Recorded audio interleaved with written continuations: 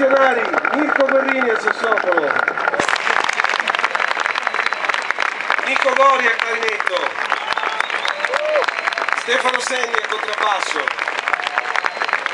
Cristian Carganini alla batteria, Roberto Violi il nostro fonico, Stefano Bollani, grazie.